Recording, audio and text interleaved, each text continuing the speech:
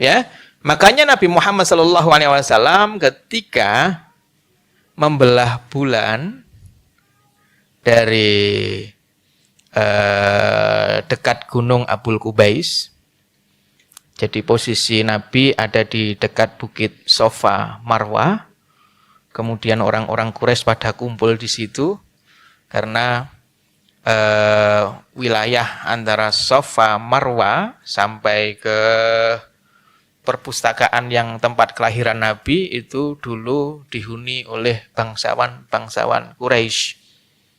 Maka mereka ngumpul di situ, kemudian mereka bilang, Muhammad, kalau kamu Nabi bisa enggak kamu belah bulan ini?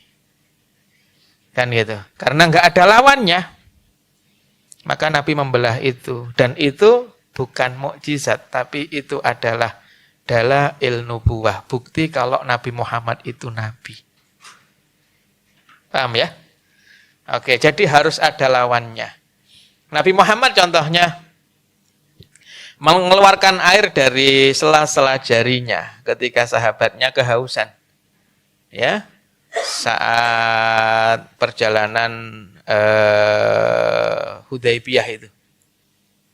Maka ini bukan mukjizat. Kenapa? Karena nggak ada yang nantang Nabi untuk melakukan itu. Gitu. Kemudian Rasulullah SAW sampai ke Hudaybiyah, itu nanti nggak jauh dari masjid yang sekarang sedang direnovasi, masjid tempat Rasulullah SAW melakukan perjanjian Hudaybiyah, kurang lebih 1 kilo dari masjid itu nanti ada sumur. Nah di sumur itulah yang Rasulullah SAW perintahkan sahabatnya untuk memanahkan, ya, melesatkan anak panah masuk ke dalam sumber dari sumur itu. Sampai kemudian airnya itu melimpah yang awalnya kering. Ya, kemudian airnya naik sampai sahabat itu untuk ngambil air saja tinggal ngambil begini. Karena airnya sendiri yang naik. Itu bukan mukjizat. Itu bukti kenabian. Ya, karena apa? Enggak ada lawannya. Nah, berarti harus ada yang ditantang. Nah, kalau Nabi Isa ada yang ditantang. Siapa? Para penyihir. Nabi Musa. Nabi Isa ada yang ditantang, bisa menghidupkan yang mati dengan izin Allah, menyembuhkan penyakit kusta, penyakit buta, dan seterusnya itu. Kenapa? Karena banyaknya orang-orang yang mengaku menguasai ilmu kedokteran, yang menantang Nabi Musa untuk bisa melakukan apa yang mereka kuasai. Gitu ya. Baik. Kemudian yang poin terakhir adalah yang ditantang itu nggak bisa menandingi.